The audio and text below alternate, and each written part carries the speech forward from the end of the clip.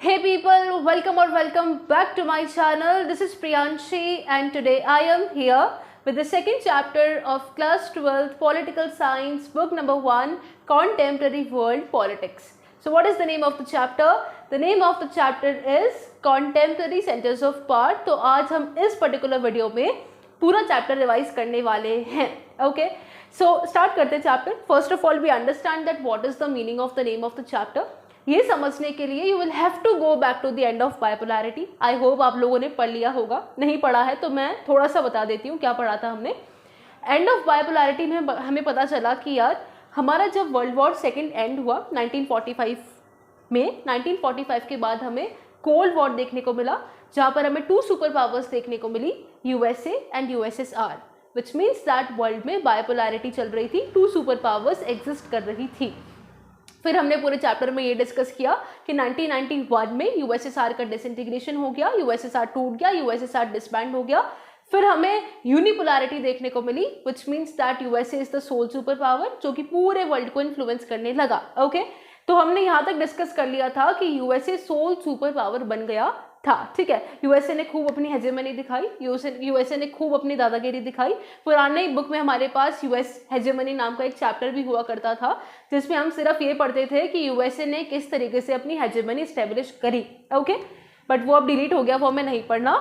But now if we talk about the chapter contemporary centres of power, इसमें हमें ये पढ़ना है कि हमें धीरे धीरे वर्ल्ड में देखने को मिला कि बहुत सारी कंट्रीज, बहुत सारे एसोसिएशंस, बहुत सारे ऑर्गेनाइजेशंस हमें ऐसे देखने को मिले जो कि यूएसए की हेजेमनी को टक्कर दे सकते हैं. ओके, उनमें इतना पोटेंशियल हमें नजर आया और उन्हीं सेंटर्स ऑफ पावर के बारे में हमें इस चैप्टर में डिस्कस करना है. मेनली हम लोग 3 सेंटर्स ऑफ पावर के बारे में डिस्कस करेंगे. First is EU, European Union, second is ASEAN and third is China. इन तीनों को हम लोग बहुत डिटेल में डिस्कस करने वाले हैं.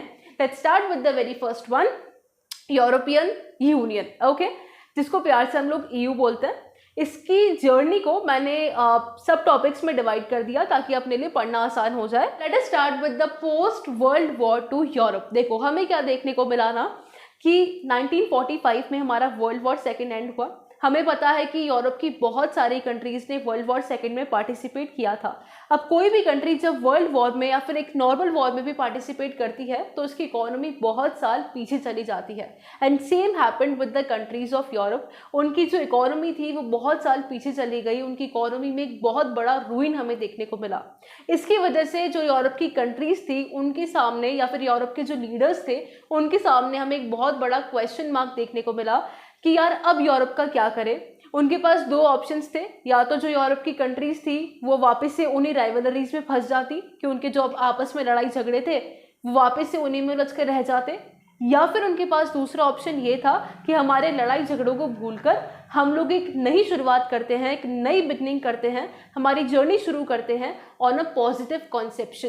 तो उन्होंने डिसाइड किया कि हमारी पुरानी लड़ाई झगड़ों को भूलकर हम एक नई जर्नी की शुरुआत करते हैं. ओके, एक्चुअली जितने भी अजम्पशंस पर यूरोप की कंट्रीज ने अपने रिलेशंस बनाए थे वो सारे अजम्पशन शटर हो गए, खत्म हो गए, टूट गए. And that is why there was a question mark on Europe. Now we will understand the integration of Europe कि कैसे यूरोप की जर्नी हमें देखने को मिली, कैसे यूरोपियन यूनियन का फॉर्मेशन हुआ, किस तरीके से शुरू हुई, वो सारा हम लोग अब डिस्कस करेंगे. Post world war 2 integration, world war 2 के बाद कैसे यूरोप का इंटीग्रेशन होता है. तो इंटीग्रेशन शुरू होता है वर्ल्ड वॉर 2 के बाद इन 1945. 1945 के बाद यूएसए यूरोपियन कंट्रीज को एक मासिव फाइनेंशियल एड प्रोवाइड करता है. बहुत बड़े लेवल पर फाइनेंशियल मींस पैसों की टर्म्स में हेल्प करता है under a plan called Marshall plan. Okay, उसके बाद वो अपना एक कलेक्टिव सिक्योरिटी स्ट्रक्चर बनाता है which is called NATO, North Atlantic Treaty Organisation. उसके बाद 1948 में OEEC का फॉर्मेशन होता है, Organisation for European Economic Cooperation. ये प्रिसाइसली वेस्टर्न यूरोपियन स्टेट्स के लिए बनाई गई थी. ये एक ऐसा प्लेटफॉर्म बन गया जहाँ पर वेस्टर्न यूरोपियन स्टेट्स एक दूसरे को आकर कोऑपरेट करने लगी on trade and economic issues. उसके बाद 1949 में काउंसिल ऑफ यूरोप का फॉर्मेशन हुआ, जिसने इस इंटीग्रेशन को एक पॉलिटिकल डायमेंशन भी दे दिया था। इस तरीके से धीरे धीरे कर कर यूरोप का इंटीग्रेशन हो रहा था स्टेप बाय स्टेप। 1957 में हमें देखने को मिला कि फॉर्मेशन हुआ EEC का। What is EEC? European economic community का फॉर्मेशन हुआ। उसके बाद यूरोपियन पार्लियामेंट का क्रिएशन हुआ एंड फाइनली जब 1991 में USSR का डिसइंटीग्रेशन हुआ, उसके बाद एक यूरोपियन इंटीग्रेशन को एक फास्ट ट्रैक मिल गया, बिकॉज हमारा ईस्टर्न यूरोप और वेस्टर्न यूरोप में डिवाइडेड था पूरा Europe during the cold war. Eastern Europe was representing USSR and western Europe was representing USA। जब USSR डिसइंटीग्रेट हो गया तो पूरा यूरोप एक साथ आ गया और फाइनली 1992 यूरोपियन यूनियन का फॉर्मेशन हो जाता है। जब यूरोपियन यूनियन का फॉर्मेशन हुआ तो एक फाउंडेशन बन गई for common foreign security policy कि जितनी भी कंट्रीज है यूरोपियन यूनियन के अंडर, सबकी सेम फॉरेन पॉलिसी होगी, सबकी सेम सिक्योरिटी पॉलिसी होगी। सारी कंट्रीज एक दूसरे को कोऑपरेट करेगी on justice and home affairs and सारी कंट्रीज की सिंगल करेंसी होगी विच इज यूरो। तो इस तरीके से यूरोप का इंटीग्रेशन हमें देखने को मिला। Now we will study the EU's evolution कि EU धीरे धीरे हमें देखने को मिला कि EU ने इवॉल्व करना शुरू किया। किस तरीके से इवॉल्व करना शुरू किया? From an economic union to a political union. पहले कहीं ना कहीं EU सिर्फ इकोनॉमिक इश्यूज पर ही काम करता था, पर धीरे धीरे वो एक पॉलिटिकल यूनियन बनने लगा। कैसे? क्योंकि EU ने नेशन स्टेट की तरह एक्ट करना शुरू करा। What is nation state? Nation state means होता है कि यार सबकी कंट्रीज की अपनी अपनी गवर्नमेंट्स हो रही थी जो कि अपनी अपनी कंट्रीज को रन कर रही थी, बट धीरे धीरे EU ने क्या शुरू किया? नेशन स्टेट की तरह एक्ट करना शुरू किया कि हम सारी कंट्रीज की गवर्नमेंट को चलाना शुरू करेंगे। इट मीन्स दैट सारी कंट्रीज की गवर्नमेंट सिर्फ एक गवर्नमेंट के थ्रू रन होगी, दैट इज EU की government. That is in most simple words the concept of nation state. अब हमें कैसे पता चलता है कि वो नेशन स्टेट की तरह एक्ट कर रहा था? क्योंकि EU ने ट्राई किया कि हम हमारा एक कॉन्स्टिट्यूशन बनाएंगे, बट अनफॉर्चुनेटली कॉन्स्टिट्यूशन तो नहीं हो पाया success, but no doubt it has its own symbols, currency, anthem and founding date. ये सब सिमिलर है, कॉमन है सारी कंट्रीज में। एंड कुछ हद तक बहुत सारी कंट्रीज की जो फॉरेन और सिक्योरिटी पॉलिसी है वो भी सिमिलर है। अच्छा, अब EU ने ट्राई किया कि यार मैं अपने आप को एक्सपांड करूं, विच मीन्स दैट मैं और कंट्रीज को अपने अंडर ऐड करूं। जैसे जो हमारा अर्स्टवाइल सोवियत ब्लॉक था, जो सोवियत यूनियन डिसइंटीग्रेट हो गया, उसके बाद बहुत सारी कंट्रीज हमें इंडिपेंडेंट देखने को मिली।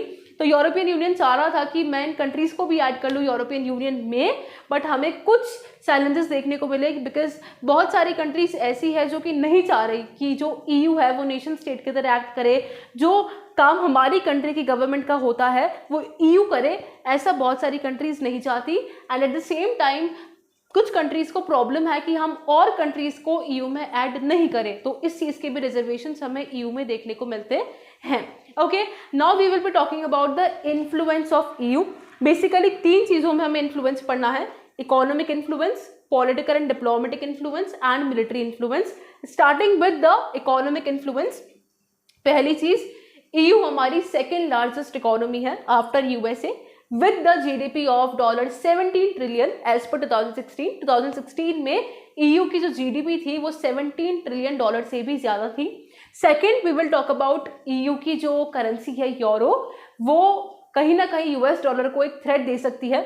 उसके अलावा बात करें वर्ल्ड ट्रेड की, तो जो EU का वर्ल्ड ट्रेड है वो USA के भी वर्ल्ड ट्रेड के शेयर से काफ़ी ज़्यादा माना जाता है। उसके बाद बात करें इन्फ्लुएंस ओवर नेबर्स, अब क्योंकि उसका वर्ल्ड ट्रेड इतना ज़्यादा है, उसका इकोनॉमिक इन्फ्लुएंस बहुत ज़्यादा है, इसलिए वो काफ़ी ज़्यादा असर्टिव होता है in the trade disputes also with US and China. And also हमें देखने को मिलता है कि जो EU का इन्फ्लुएंस है ओवर इट्स नेबर्स वो भी काफ़ी ज़्यादा देखने को मिलता है इन एशिया एंड अफ्रीका।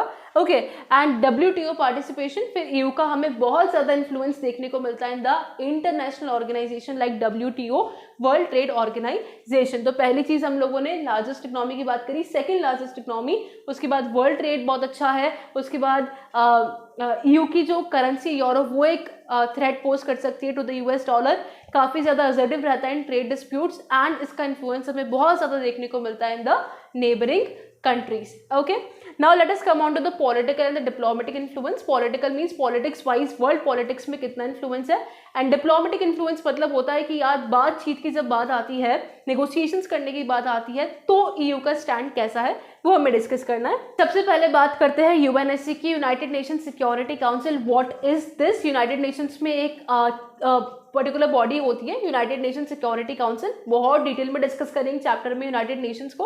उसमें ईयू का एक मेंबर है फ्रांस की परमानेंट सीट है, और बहुत सारे नॉन परमानेंट मेंबर्स भी देखने को मिलते हैं हमें from EU in UNSC, and because of which इसका काफ़ी ज़्यादा इन्फ्लुएंस देखने को मिलता है. जैसे कि हमें देखने को मिला कि जो यूएस की पॉलिसीज़ है उसमें ईयू ने काफ़ी ज़्यादा इन्फ्लुएंस किया था. उसके बाद बात करें डिप्लोमेसी की, तो जो यूरोपियन यूनियन है वो डिप्लोमेसी का यूज़ करता है, नेगोशिएशंस का यूज़ करता है, एंड इकोनॉमिक इन्वेस्टमेंट का यूज़ करता है rather than coercion and military force. वो फोर्स का यूज़ नहीं करता, किसी पे कोई चीज़ इम्पोज नहीं करता, ज़बरदस्ती नहीं करवाता, रादर नेगोशिएट करता है, बातचीत करता है, इकोनॉमिक इन्वेस्टमेंट करता है. और ये चीज़ हमें काफ़ी ज़्यादा इफेक्टिव देखने को मिली जब ईयू ने चाइना के साथ डायलॉग करे, मतलब चाइना के साथ जब बातचीत करी थी regarding human rights and environmental degradation, तो उस टाइम पर हमें काफ़ी ज़्यादा इफेक्टिव देखने को मिली थी ईयू की ये वाली policy. Okay, now let us come on to the military influence. पहली चीज़ ये है कि जो ईयू का फोर्सेस है, आर्म्स फोर्सेस है, that is the second largest after USA. Expenditure की बात करें तो भी वो सेकेंड हाईएस्ट है आफ्टर यूएसए. बात करें न्यूक्लियर आर्सेनल्स की, तो ईयू के एक मेंबर के पास न्यूक्लियर आर्सेनल्स है ऑफ 335 वॉरहेड्स. उसके बाद बात करें स्पेस टेक की, मतलब स्पेस टेक्नोलॉजी एंड कम्युनिकेशन में भी it is the second most important source after USA. अच्छा, अब बात करेंगे हम लोग ईयू के चैलेंजेस की. No doubt EU is very good, but फिर भी उसके कुछ चैलेंजेस ईयू को फेस करने पड़ते हैं. जैसे कि पहला है हमारा diverse foreign policies and also defence policies. हमें देखने को मिला कि ईयू की जो डिफरेंट कंट्रीज़ हैं उनकी अपने खुद की फॉरेन पॉलिसी चल रही है, जो कि अलग अलग एक दूसरे से मैच नहीं करती है. फॉर एग्जाम्पल, जब यूएसए ने इराक में इन्वेड किया था, इराक इन्वेजन किया था, तो उस टाइम पर जो ब्रिटेन के प्राइम मिनिस्टर थे टोनी ब्लेयर, उन्होंने यूएसए को सपोर्ट किया, but at the same time Germany और फ्रांस ने इस चीज़ को अपोज किया था. तो ऐसे करके ईयू के अंडर ही हमें डिफरेंट फॉरेन पॉलिसीज देखने को मिलती है. उसके अलावा यूरोस्केप्टिसिज्म, विच मीन्स दैट कि हमें देखने को मिला कि यार कुछ ईयू की कंट्रीज़ में यूरोस्केप्टिसिज्म देखने को मिलता है, विच मीन्स दैट कि ईयू बहुत ज़्यादा सुप्रा नेशनल स्ट्रक्चर बनने की कोशिश कर रहा है, नेशन स्टेट बनने की कोशिश कर रहा है. People are not liking this. Countries को ज़्यादा पसंद नहीं आ रहा है, बहुत ज़्यादा इंटीग्रेशनिस्ट एजेंडा, कि बहुत ज़्यादा इंटीग्रेट करने की कोशिश कर रहा है. तो इस चीज़ से भी कुछ लोगों को प्रॉब्लम देखने को मिलती है.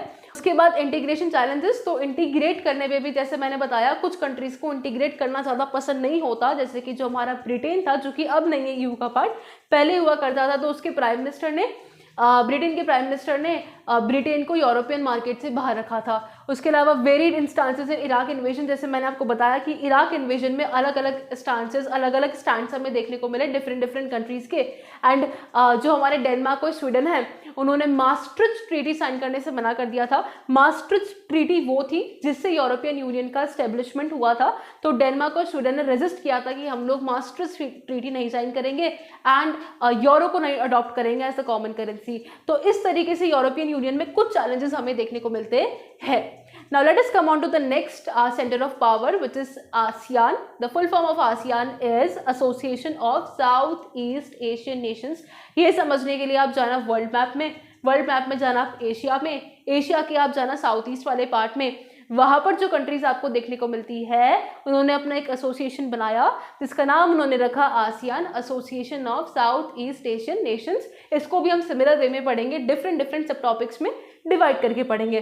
Let's start with south east Asia's challenges. देखो क्या हुआ ना, इन कंट्रीज के साथ जो कि साउथ ईस्ट में हमें देखने को मिलती है एशिया में, उन कंट्रीज के साथ वर्ल्ड वॉर 2 के टाइम पर भी एंड वर्ल्ड वॉर 2 के बाद भी उन्हें बहुत ज़्यादा रिपीटेड कॉलोनियलिज्म का सामना करना पड़ा. विच मीन्स दैट हमें बता रखा है कि यूरोपियंस एंड जापानीज, इन्होंने बहुत ज़्यादा कॉलोनियलिज्म करा इन कंट्रीज के ऊपर. ठीक है, तो अब फिर जब वॉर एंड हो गया, चलो ठीक है, उन लोगों को फ्रीडम मिल गई, तो अगेन उनके सामने बहुत सारे प्रॉब्लम्स हमें देखने को मिली, जैसे कि पॉवर्टी, जैसे कि बैकवर्डनेस. एंड सबसे बड़ी प्रॉब्लम ये थी कि यार उस टाइम पे कोल्ड वॉर शुरू हो गया था, तो अब उनके सामने क्वेश्चन था कि हम लोग यूएसए को चूज करें या फिर यूएसएसआर को, कौन सी सुपर पावर के साथ हम लोग अलाइन हों. ठीक है, तो ऐसी प्रॉब्लम्स हमें देखने को मिल रही थी. उसके अलावा वो लोग ये चाह रहे थे, साउथ ईस्ट एशिया के जो लोग थे वो चाह रहे थे कि यार हमारे पास ना एक ऐसा प्लेटफॉर्म होना चाहिए जो कि इनफॉर्मल हो, जहाँ पर लोग आकर बातचीत करें, नेगोशिएट करें, ठीक है।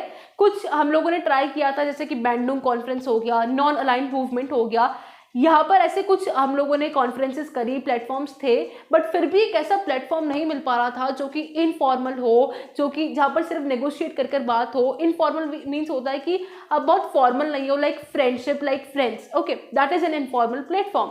But Bandung conference, non aligned movement एक ऐसा प्लेटफॉर्म नहीं तैयार कर पाया था, and that is by South East Asia के लोगों ने सोचा कि चलो हम लोग साथ में आते हैं और आसियान का फॉर्मेशन करते हैं। अब आसियान को डिटेल में पढ़ेंगे, कब बना, क्यों बना, क्या ऑब्जेक्टिव्स हैं, सब चीजें। 1967 में बनाया था 5 कंट्रीज ने by signing the Bangkok declaration, very very important, Bangkok declaration sign किया 1967 में बनाया 5 कंट्रीज ने। इसका शॉर्ट फॉर्म है IMPST। Indonesia, Malaysia, the Philippines, Singapore and Thailand, इन 5 ने आसियान का फॉर्मेशन किया था। बात करें ऑब्जेक्टिव्स की, 2 ऑब्जेक्टिव्स हैं, primary objective and secondary objective. Primary objective है कि यार हमें हमारी इकोनॉमिक ग्रोथ को एक्सेलरेट करना है, इकोनॉमिक ग्रोथ को इंक्रीज करना है, और उसी से हमें हमारा सोशल प्रोग्रेस करना है, मतलब सोसाइटी में प्रोग्रेस करनी है, एंड कल्चरल डेवलपमेंट भी करना है। अगर सेकेंडरी ऑब्जेक्टिव की बात करें, सेकेंडरी ऑब्जेक्टिव है कि यार हमारे रीजन में ना पीस एंड स्टेबिलिटी रहे, हम लोग रूल ऑफ लॉ को फॉलो करना चाहते हैं, हम लोग यूनाइटेड नेशंस चार्टर के रूल्स को फॉलो करना चाहते हैं, और ऐसे करके हमारे रीजन में पीस एंड स्टेबिलिटी रहे, हम लोग ये चाहते हैं। ये है आसियान का मानना, ओके। अब फिर उसमें 5 कंट्रीज और ऐड हो जाती हैं, एंड आसियान की स्ट्रेंथ हो जाती है 10, ओके। तो ये था आसियान के बारे में कि आसियान कैसे फॉर्म हुआ था। Now let us discuss about the ASEAN approach. ASEAN की अप्रोच डिफरेंट है। आसियान की कोई ऐसी इच्छा नहीं है लाइक EU कि एक सुप्रा नेशनल स्ट्रक्चर हो, ठीक है, पूरी सारी कंट्रीज के लिए सिर्फ एक गवर्नमेंट हो, ऐसा कुछ भी नहीं है आसियान के लिए, ओके। आसियान का एक वे है, उसने सेलिब्रेट किया आसियान वे। आसियान वे एक ऐसा इंटरेक्शन मान लो आप जो कि इनफॉर्मल है, ठीक है, हम लोग एज फ्रेंड्स बात कर रहे हैं, नॉन कॉन्फ्रेंटेशनिस्ट है, विच मीन्स दैट कि यहाँ पर लड़ाई झगड़ा नहीं होता, यहाँ पर सिर्फ नेगोशिएशंस होती हैं, यहाँ पर बातचीत होती है, एंड कोऑपरेटिव, सारी कंट्रीज एक दूसरे को कोऑपरेट करती है। एक ऐसा इंटरेक्शन को नाम दिया गया ASEAN way. And most importantly जो आसियान है वो फोकस करता है सोवरेनिटी पर, कि हम एक कंट्री दूसरी कंट्री के अफेयर्स में इंटरफेयर ना करें, सारी कंट्रीज अपने अपने अफेयर्स खुद संभालेगी, कोई कंट्री किसी और कंट्री के अफेयर्स में दखल अंदाजी नहीं करेगी। That is the concept of sovereignty. इस चीज पर आसियान बहुत ज्यादा फोकस करता है, okay. Now let us discuss about the ASEAN's expanding goals. देखो अभी हम लोग डिस्कस करके आए कि आसियान की कोई इच्छा ऐसी नहीं है खास कि मेरे को कोई सुप्रा नेशनल ऑर्गेनाइजेशन बनना है, कि भाई सारे कंट्रीज की जो गवर्नमेंट है उसको आसियान की गवर्नमेंट कंट्रोल करे, ऐसा कुछ भी नहीं है। बट उसने सोचा कि यार मुझे थोड़ा सा अपना एरिया को अब एक्सपैंड करना चाहिए, इसलिए उसने सोचा कि अब मैं सोशल और इकोनॉमिक डेवलपमेंट के बियॉन्ड सोचने की कोशिश करूंगा। इसलिए उसने 2003 में आसियान कम्युनिटी का फॉर्मेशन किया, जिसके 3 पिलर्स थे, ASEAN security community, ASEAN economic community and ASEAN socio cultural community. तीनों को प्यार से डिस्कस करते हैं। पहली चीज़, आसियान सिक्योरिटी कम्युनिटी की बात करें तो उसका पहला गोल तो ये है कि देखो यार, अगर हमारे बीच में किसी भी टाइप का कोई कॉन्फ्लिक्ट है, किसी भी टाइप का कोई डिस्प्यूट है, कोई प्रॉब्लम है, तो उसको हम लोग प्यार से सुलझाना चाहते हैं, नेगोशिएशंस के साथ सुलझाना चाहते हैं, बातचीत के साथ सुलझाना चाहते हैं। हम लोग किसी भी तरीके का आर्म्ड कॉन्फ्लिक्ट नहीं देखना चाहते। सेकेंड इज दैट कि जो आसियान की मेंबर कंट्रीज है उन्होंने 2003 तक आते आते बहुत सारे पीस अग्रीमेंट साइन करे थे, ताकि उनके बीच में पीस मेंटेन रहे, नॉन इंटरफेरेंस मेंटेन रहे, न्यूट्रलिटी मेंटेन रहे, and most importantly sovereignty maintain रहे, विच मीन्स दैट कि मेरी कंट्री के अफेयर्स मैं ही संभालूंगी, बाहर से कोई मेरी कंट्री में आकर इंटरफेयर नहीं करेगा, दैट इज सोवरेनिटी। तो इन सब चीज़ों के लिए उन्होंने 2003 तक आते आते बहुत सारे अग्रीमेंट साइन करे थे। अपार्ट फ्रॉम दैट 2004 में ARF का फॉर्मेशन किया गया, आसियान्स रीजनल फोरम का, ताकि सिक्योरिटी और फॉरेन पॉलिसी पर हम लोग कोऑर्डिनेट कर सके, तो उसके लिए ARF का फॉर्मेशन किया गया था, okay. Now let us come on to ASEAN's economic focus. देखो मानना पड़ेगा कि जो आसियान है, मोर प्रिसाइसली जो आसियान की इकोनॉमी है वो EU, जापान या US की इकोनॉमी से काफ़ी छोटी है, बट उनके कंपैरिजन में जो आसियान की ग्रोथ रेट है इकोनॉमी की वो काफ़ी ज़्यादा है। So ASEAN is a fast growing economy. अब बात करें आसियान की इकोनॉमिक कम्युनिटी की, तो उसका गोल है कि हमें एक कॉमन मार्केट बनाना है प्लस एक कॉमन प्रोडक्शन बेस बनाना है आसियान में। उसके अलावा उनका जो डिस्प्यूट सेटलमेंट मैकेनिज्म है जिसकी हेल्प से वो अपने इकोनॉमिक डिस्प्यूट्स को सॉल्व करते हैं उसको इम्प्रूव करना है। एंड अपार्ट फ्रॉम दैट उन्होंने अपना FTA बनाया, फ्री ट्रेड एरिया क्रिएट किया इन्वेस्टमेंट के लिए, लेबर के लिए और सर्विसेज के लिए, जहां पर एक कंट्री से दूसरी कंट्री में जो बैरियर्स होते हैं, रिस्ट्रिक्शंस होते हैं, वो काफ़ी ज़्यादा कम हो जाते हैं। That is free trade area. और US और चाइना ने भी आसियान के साथ फ्री ट्रेड एरिया साइन कर लिया है, free trade area agreement sign कर लिया है। Now let us come on to ASEAN's growing role. देखो आसियान एक बहुत अच्छी खासी रीजनल ऑर्गेनाइजेशन भी है। आसियान का जो विजन 2020 गोल था वो ये था कि देखो यार, हमें हमारी मेंबर कंट्रीज में ही लिमिटेड नहीं रहना है, हमें हमारा अगेन एरिया एक्सपांड करना है, हमें ग्लोबली भी इंटरनेशनल लेवल पे भी अपनी एक पहचान बनानी है जहाँ पे हम लोग ग्लोबल अफेयर्स में भी एक दूसरे के साथ कोऑपरेट कर सके, इंटरफेयर कर सके। Okay, that was vision 2020। उसके अलावा ऑफकोर्स आसियान की एक बहुत बड़ी खासियत है कि वो लोग कॉन्फ्लिक्ट को रिजॉल्व करना चाहते हैं through negotiations rather than coercion या रादर देन आर्म्ड कॉन्फ्लिक्ट में उसको कन्वर्ट नहीं होने देते, वो नेगोशिएशंस के साथ सारी चीज़ें सॉल्व करना चाहते हैं। उसके अलावा बात करें तो रीजनल वाइज भी आसियान ने बहुत सारे डिस्प्यूट्स को सॉल्व किया है। जैसे हमारा कंबोडियन कॉन्फ्लिक्ट हो गया, ईस्ट तिमोर क्राइसिस हो गई, तो वहाँ पर भी आसियान ने ये सारी प्रॉब्लम सॉल्व करने में हेल्प करी थी। उसके अलावा बात करें ईस्ट एशिया कोऑपरेशन की, तो जो आसियान के मेंबर्स हैं वो एनुअली मिलते हैं ईस्ट एशिया कोऑपरेशन को इंक्रीज करने के लिए। तो ये था आसियान का रीजनल वाइज कैसे हमें इन्फ्लुएंस देखने को मिलता है। Now let us come on to ASEAN's economic strength. देखो आसियाना मतलब एक बहुत ही बढ़िया एक ऐसी ऑर्गेनाइजेशन बनती जा रही है जो कि बहुत अट्रैक्टिव है for the growing economies like China and India. उनके लिए आसियान एक बहुत ही attractive trade and investment partner बनता जा रहा है। उसके अलावा बात करें, देखो हमारे जो कोल्ड वॉर के टाइम पर ना इंडिया ने आसियान पर ज़्यादा फोकस नहीं किया था, ज़्यादा ध्यान नहीं दिया था, बट धीरे धीरे इंडिया को रियलाइज़ हुआ कि आसियान में दम है। फिर आसियान के साथ उन्होंने लाइक रिलेशंस बनाना शुरू करे, फ्री ट्रेड अग्रीमेंट साइन किया, फ्री ट्रेड एरिया साइन करा आसियान के 3 मेंबर कंट्रीज के साथ, Singapore, Thailand and Malaysia. And 2010 में इंडिया और आसियान का जो फ्री ट्रेड एरिया था, वो अग्रीमेंट था FTA का, वो इम्प्लीमेंट हो गया इन 2010। उसके अलावा बात करें, देखो आसियान क्यों इतना फेमस हो रहा है, बिकॉज आसियान ने एक ऐसा प्लेटफॉर्म प्रोवाइड किया पूरे वर्ल्ड को जहाँ पर जो हमारी मेजर डेवलपिंग इकोनॉमीज है या फिर बड़ी बड़ी इकोनॉमीज भी हैं वो आकर एक दूसरे के साथ बात कर सके, नेगोशिएट कर सके, कोई प्रॉब्लम है तो उसको सॉल्व कर सके। तो आसियान ने एक ऐसा इनफॉर्मल प्लेटफॉर्म पूरे वर्ल्ड को प्रोवाइड किया है and that is why ASEAN की इकोनॉमिक रेलेवेंस काफ़ी अच्छी है और यही आसियान की सबसे बड़ी स्ट्रेंथ भी है। Okay, so that was all about ASEAN. Now let us come on to China, the rise of the Chinese economy. पूरी चाइना की कहानी हम लोगों को पढ़नी है। Let's start with China's rise. देखो आज देखते हो कि चाइना बहुत ही बढ़िया इकोनॉमी है, अच्छी खासी ग्रोथ चाइना में हमें देखने को मिलती है। तो वो जो ग्रोथ देखने को मिलती है वो लिंक्ड है कहीं ना कहीं चाइना में जो 1978 में रिफॉर्म्स लाए गए थे। ओके, अब वो रिफॉर्म्स क्या थे वो हम लोग बाद में डिस्कस करेंगे। तो भाई बहुत रैपिडली इकोनॉमी ग्रो कर रही है चाइना की, ऐसा माना जा रहा है कि 2040 तक चाइना जो है वो US को भी ओवरटेक कर लेगा। उसके अलावा बात करें चाइना का, धीरे धीरे हमें इकोनॉमिक इंटीग्रेशन बहुत देखने को मिला, दूसरी कंट्रीज के साथ उसने इकोनॉमी में इंटीग्रेशन किया एंड बिकॉज ऑफ विच इसके रीजन में ये ड्राइवर बन चुका है ऑफ ईस्ट एशिया ग्रोथ। मतलब ईस्ट एशिया में जो ग्रोथ हो रही है उसका ड्राइवर बन चुका है चाइना।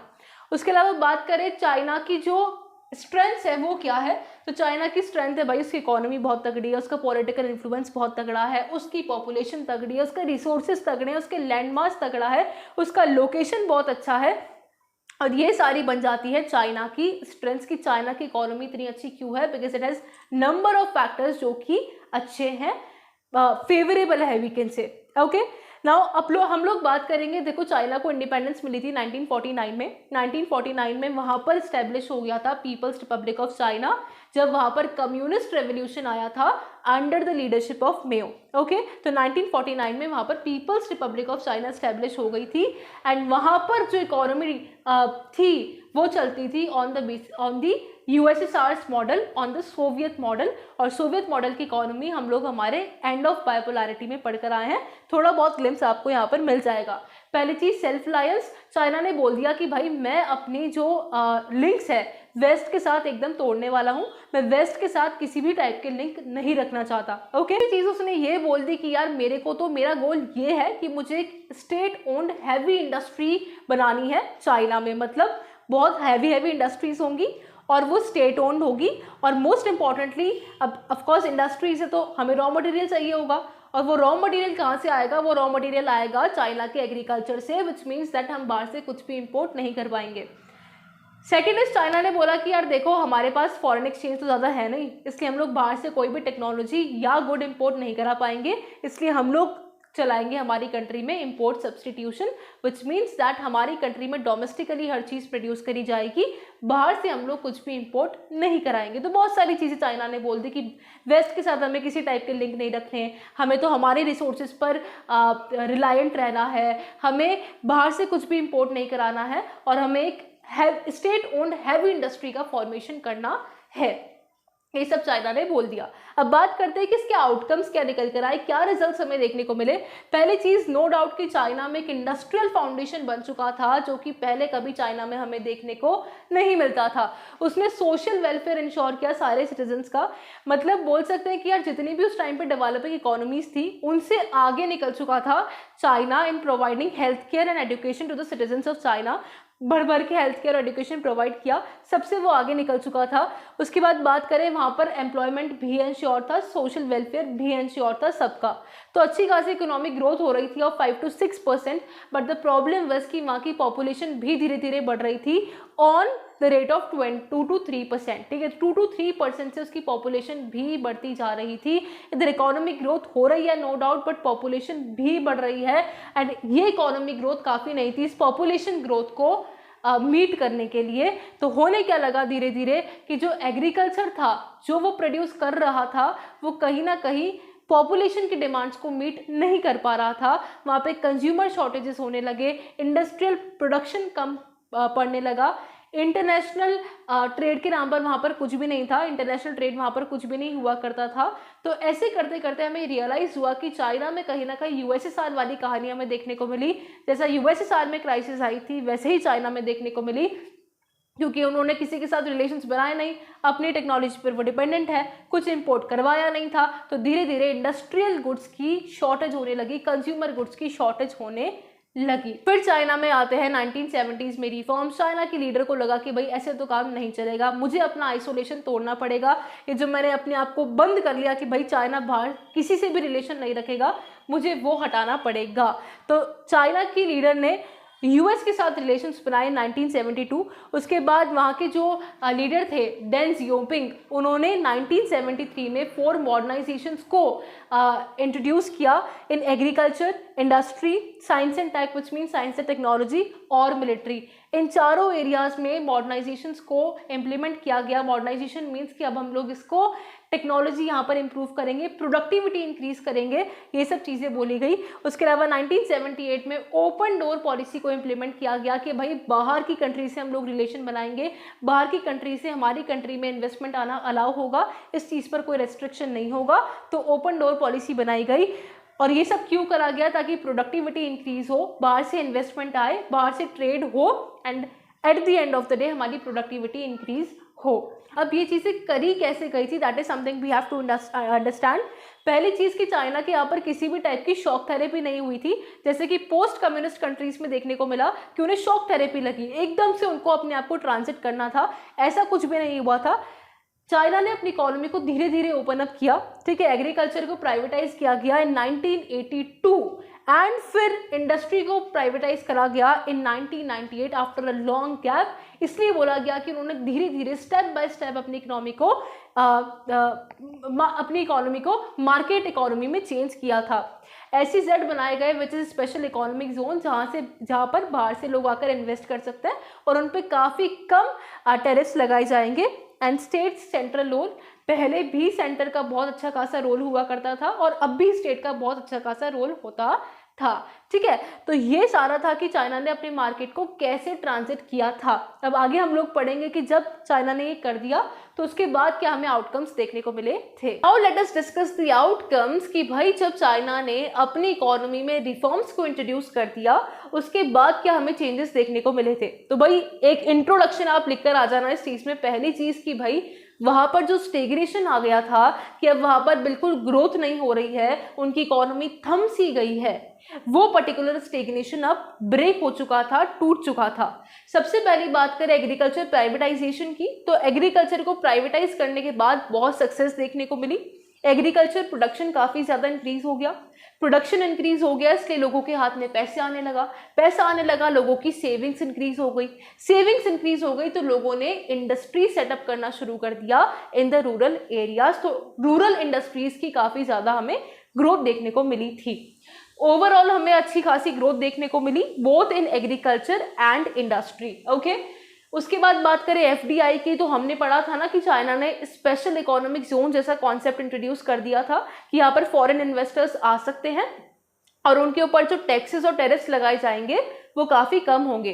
तो एसईजेड को स्टेब्लिश करने की वजह से काफी ज्यादा हमें एफडीआई देखने को मिला, foreign direct investment, and China became the top destination, most important destination for what, FDI, foreign direct investment. और इसकी वजह से अब वहां पर फॉरेन एक्सचेंज रिजर्व्स भी काफी ज्यादा इंक्रीज हो गए थे जो पहले उसके पास नहीं हुआ करता था। ठीक है, तो अब फॉरेन एक्सचेंज रिजर्व्स उसके पास आ गए, काफी अच्छा खासा फॉरेन एक्सचेंज उसके पास है, तो अब वो दूसरी कंट्रीज में जाकर भी इन्वेस्टमेंट कर सकता था। ये भी चाइना के पास अच्छी खासी कैपेबिलिटी आ गई थी। उसके अलावा चाइना ने 2001 में WTO which is the World Trade Organisation, उसमें एक्सेशन किया, WTO में उसने अपने आप को इंक्लूड करवाया एंड उसके बाद चाइना का दूसरी इकोनॉमीज के साथ इंटीग्रेशन और ज्यादा इंक्रीज हो गया था। तो फ्यूचर ग्लोबल रोल हमें काफी अच्छा खासा देखने को मिलता है चाइना का कि भाई फ्यूचर में भी उसका काफी अच्छा खासा रोल देखने को मिलेगा। Now we have to discuss China's reforms challenges. देखो अभी तक हम लोगों ने अच्छी अच्छी बातें कर ली कि इन सबको इंट्रोड्यूस करने के बाद क्या क्या बेनिफिट चाइना को हुए, बट ऐसा नहीं था कि सब कुछ ही परफेक्ट था, एवरीथिंग वाज क्वाइट परफेक्ट। कुछ चैलेंजेस भी थे, वो हमें डिस्कस करने हैं। पहली चीज हाई अनएम्प्लॉयमेंट, चाइना में हमें बहुत ज्यादा अनएम्प्लॉयमेंट देखने को मिला, 100 मिलियन से भी ज्यादा लोग एम्प्लॉयमेंट ढूंढ रहे हैं वहां पर। उसके अलावा पुअर फीमेल कंडीशंस, आज भी वहां पर फीमेल कंडीशन कैसी है, जैसी यूरोप में हुआ करती थी 19th एंड 20th सेंचुरी, वैसी कुछ हमें फीमेल की कंडीशन सब चाइना में देखने को मिली। उसके अलावा एनवायरमेंटल डिग्रेडेशन वहाँ पे बहुत ज़्यादा होता है, करप्शन वहाँ पे बहुत ज़्यादा होता है एंड इकोनॉमिक इनइक्वालिटीज हमें बहुत ज़्यादा देखने को मिलती है between the urban and the rural people. और जो लोग इनलैंड प्रोविंसेस में रहते हैं और जो कि कोस्टल एरियाज में रहते हैं उनके बीच में भी हमें इनइक्वालिटीज बहुत ज़्यादा देखने को मिलती है। तो ये सारे चैलेंजेस हैं चाइना के कि भाई बहुत उसने नो डाउट कि उसके रिफॉर्म्स की वजह से उसके यहाँ पर बहुत सक्सेस आई थी, बट कुछ चैलेंजेस भी हैं। नाउ चाइनाज ग्लोबल इन्फ्लुएंस की बात करें हम लोग तो काफ़ी अच्छी खासी इकोनॉमिक पावर है, ऑफ कोर्स हमें देखने को मिल रहा है। उसके अलावा ट्रेड पार्टनर, अब क्योंकि चाइना का जो जैसे जैसे चाइना ने अपने आप को इंटीग्रेट करवाया दूसरी इकोनॉमीज में, तो कहीं ना कहीं इंटरडिपेंडेंसीज काफ़ी ज़्यादा बढ़ गई, विच मीन्स दैट कि दूसरी कंट्री सब कहीं ना कहीं चाइना पे थोड़ी बहुत डिपेंडेंट होने लगी एंड इसकी वजह से चाइना एक बहुत ही इंपॉर्टेंट ट्रेड पार्टनर बन चुका है। उसका जो इन्फ्लुएंस है एज अ ट्रेड पार्टनर वो बहुत इंक्रीज हो गया है। उसके अलावा उसके जितने भी जो आउटस्टैंडिंग डिस्प्यूट्स थे, कुछ कॉन्फ्लिक्ट्स थे ईयू के साथ, जापान के साथ, यूएस के साथ, उसने काफ़ी अच्छे से रिजॉल्व कर लिए विद इकोनॉमिक कॉन्सिडरेशंस। तो इसका इन्फ्लुएंस हमें चाइना का देखने को मिलता है। उसके बाद ताइवान इंटीग्रेशन की बात करें तो ताइवान एक रेनेगेड प्रोविंस है, विच मीन्स दैट कि ताइवान कहता है कि भाई मैं इंडिपेंडेंट हूँ, बट चाइना कहता है कि ताइवान तो मेरी टेरिटरी का पार्ट है। तो चाइना कहता है कि देखो टेंशन मत लो, ताइवान को भी मैं इंटीग्रेट करवा लूंगा धीरे धीरे। उसके अलावा स्टेबिलिटी कॉन्ट्रीब्यूशंस, तो भाई चाइना तो बहुत ज़्यादा ही बड़ी पावर देखने को मिल रहा था, बट उसका भी डर काफ़ी कम हो गया था जब 1997 में आसियान में फाइनेंशियल क्राइसिस आई थी। उसमें चाइना ने काफ़ी हेल्प करी थी आसियान की, तो हमें समझ में आया कि नहीं चाइना अच्छा भी है, चाइना हेल्प भी करता है। उसके अलावा ग्लोबल प्लेयर हमें देखने को मिला कि चाइना का जो इन्वेस्टमेंट है डेवलपिंग इकोनॉमीज में भी काफ़ी ज़्यादा देखने को मिला, like in Africa and Latin America. तो डेवलपिंग इकोनॉमीज में भी चाइना का काफ़ी अच्छा खासा इन्फ्लुएंस होने वाला है। Now we have to discuss about the India China relations, कि इंडिया और चाइना के कैसे रिलेशंस हमें देखने को मिलते हैं। Let us start with the India and China history. ठीक है, देखो वेस्टर्न इंपीरियलिज्म से पहले, विच मीन्स दैट कि जब इंडिया में भी इंपीरियलिज्म नहीं हुआ था, चाइना में भी इंपीरियलिज्म नहीं हुआ था, उससे पहले दोनों बहुत बड़ी पावर्स हुआ करती थी। चाइना का काफ़ी अच्छा खासा यूनिक सिस्टम हुआ करता था, ठीक है, उसका इन्फ्लुएंस काफ़ी अच्छा हुआ करता था। बट मज़े की बात ये थी कि इंडिया और चाइना की जो टेरिटरीज हैं, इन्फ्लुएंस जहाँ पर वो लोग करते थे, चाइना भी अपनी बॉर्डर के बाहर काफ़ी इन्फ्लुएंस किया करता था, इंडिया भी अपनी बॉर्डर के बाहर काफ़ी इन्फ्लुएंस किया करता था। बट इंडिया और चाइना का जो इन्फ्लुएंस वाला एरिया था वो कभी भी ओवरलैप नहीं हुआ था, कि चाइना जहाँ पर इन्फ्लुएंस कर रहा है, इंडिया भी वहीं पर इन्फ्लुएंस कर रहा है, ऐसा हमें देखने को नहीं मिला था। अब क्योंकि ओवरलैप नहीं हुआ था, इसलिए जो इंटरेक्शन था बिटवीन इंडिया एंड चाइना वो काफ़ी ज़्यादा लिमिटेड था। पॉलिटिकल और इकोनॉमिक टर्म्स में दोनों में ही जो हमारा इंटरेक्शन था इंडिया और चाइना के बीच में वो काफ़ी ज़्यादा लिमिटेड था। ओके, फिर जब हमें इंडिपेंडेंस मिली, इंडिया को भी इंडिपेंडेंस मिली, चाइना को भी इंडिपेंडेंस मिली, उसके बाद हमें चैलेंजेस देखने को मिले, एक फॉरेन पॉलिसी बनाने में हमें चैलेंजेस देखने को मिले between India and China. India and China post independence की बात करें कि जब दोनों को इंडिपेंडेंस मिल गई, उसके बाद क्या सीन था। जब इंडिपेंडेंस मिली तो हमें लगा कि यार दोनों बढ़िया एशिया की डेवलपिंग इकोनॉमीज होने वाली है, एमर्जिंग इकोनॉमीज होने वाली है, तो कोऑपरेशन का थोड़ा बहुत स्कोप था। थोड़े टाइम तक हिंदी चीनी भाई भाई ये स्लोगन भी काफ़ी ज़्यादा फेमस हुआ था, बट फिर धीरे धीरे ना ये जो चीज़ थी वो काफ़ी कम होने लगी, इन्फ्लुएंस कम होने लगा, बिकॉज 1950 में चाइना ने तिब्बत में तिब्बत एनेक्स कर लिया था, तिब्बत में कब्जा कर लिया था, और तब से इंडिया और चाइना के जो रिलेशंस है वो धीरे धीरे थोड़े से ख़राब होने लगे। 1962 में हमारा चाइना के साथ एक बॉर्डर डिस्प्यूट भी हो गया था रिलेटेड टू द अक्साई चीन वाला एरिया, अरुणाचल प्रदेश वाला area, and because of which इस 1962 में जो हमारा बॉर्डर डिस्प्यूट हुआ था, एंड इसकी वजह से हमारा एक वॉर भी हुआ चाइना के साथ इन 1962 के बाद बात करें तो हमारी जो इसमें पर्टिकुलर इस वॉर में इंडिया को काफ़ी ज़्यादा नेगेटिव फेस करने पड़े थे, बिकॉज इंडिया इसमें हार गया था। तो उसके बाद जो हमारे रिलेशंस थे चाइना के साथ वो काफ़ी ज़्यादा डाउनग्रेड हो गए, वो काफ़ी ज़्यादा वर्स हो गए, और टिल 1976 वो वर्स ही रहे। फिर धीरे धीरे हमें इम्प्रूवमेंट्स देखने को मिले। कब इम्प्रूवमेंट्स देखने को मिले? जब चाइना की जो लीडरशिप थी, मतलब चाइना का जो लीडर था वो चेंज हुआ, एंड ये हुआ आप समझ लीजिए 1975 के बाद, जब वहाँ का जो लीडर था उसकी अप्रोच डिफरेंट थी, वो आइडियोलॉजिकल थोड़ी कम थी, प्रैग्मेटिक ज़्यादा थी, विच मीन्स दैट प्रैक्टिकल अप्रोच थी। तो तब से हमें फिर रिलेशंस में इंप्रूवमेंट देखने को मिला। हम लोगों ने बॉर्डर टॉक्स करे कि कैसे हमारे प्रॉब्लम्स को सुलझाया जा सकता है इन 1981। उसके बाद कोल्ड वॉर के बाद की बात करें कि कोल्ड वॉर 1991 में एंड हुआ। उसके बाद इंडिया और चाइना का रिलेशन कैसा था, तो स्ट्रैटेजिक और इकोनॉमिक टाइप्स पे हम लोग फोकस करते हैं। स्ट्रैटेजिक एरियाज और इकोनॉमिक एरियाज पे हम लोगों का अच्छा खासा रिलेशन है। दोनों राइजिंग ग्लोबल पावर्स है, एशिया की काफ़ी अच्छी एमर्जिंग पावर्स हमें देखने को मिलती है, अच्छा खासा रोल होने वाला है दोनों का इन एशियाज पॉलिटिक्स एंड इकोनॉमी। तो हाँ, अच्छा खासा हमें इन दोनों का इन्फ्लुएंस देखने को मिलता है। उसके बाद बात करें 1988 में राजीव गांधी विजिटेड चाइना। उसके बाद हमारे रिलेशंस काफ़ी इंप्रूव हुए। हम लोगों ने बॉर्डर स्टेबिलिटी मेजर्स लिए ताकि हमारे बीच में पीस और ट्रैंक्विलिटी मेंटेन हो, विच मीन्स दैट कि दोनों के बीच में शांति बनी रहे, ज़्यादा लड़ाई झगड़े नहीं हो। हम लोगों ने कोऑपरेशन भी करा बहुत सारी चीज़ों पर, जैसे कि हम लोगों ने ट्रांसपोर्टेशन कम्युनिकेशन लिंक्स बढ़ाए अपने। ओके, तो ऐसी चीज़ों पर हम लोगों ने फोकस किया। 1999 से हमारा जो ग्रोथ है, ट्रेड की जो हमारा ट्रेड ग्रोथ है, that is increasing at the rate of 30% since 1999। उसके अलावा हमारे जो बाइलेटरल ट्रेड है, इंडिया और चाइना के बीच में जो ट्रेड है वो काफ़ी इंक्रीज हुए। एज पर द डेटा 1992 में हमारा $338 मिलियन समथिंग कुछ था bilateral trade with China, and फिर वो 2017 में अराउंड $84 बिलियन तक बढ़ गया था। तो ऐसे करके हमारा बाइलेटरल ट्रेड भी काफ़ी इंक्रीज हुआ, एंड दोनों की जो इकोनॉमिक पॉलिसीज है on a global level, which means that जैसे हमारा WTO हो गया, these are the global platforms, तो वहाँ पर भी हमें इंडिया और चाइना की सिमिलर पॉलिसीज देखने को मिली। उसके अलावा बात करें इंडिया और चाइना के रिलेशंस में, तो और थोड़ा सा अगर मैं आपको बताऊं कि कहाँ पर थोड़े बहुत चैलेंजेस भी देखने को मिलते हैं, तो 1998 में इंडिया ने अपना न्यूक्लियर टेस्ट किया था। ठीक है, ऐसा बोला गया कि शायद न्यूक्लियर टेस्ट इसलिए करा गया क्योंकि हमें चाइना से थ्रेट था। ठीक है, चाइना से खतरा था, इसलिए हम लोगों ने न्यूक्लियर टेस्ट किया, बट इसकी वजह से हमारा इंटरेक्शन कुछ खास कम नहीं हुआ था। उसके अलावा भी 2-3 चीज़ें हैं, जैसे कि चाइना जो है वो पाकिस्तान न्यूक्लियर प्रोग्राम में सपोर्ट करता है।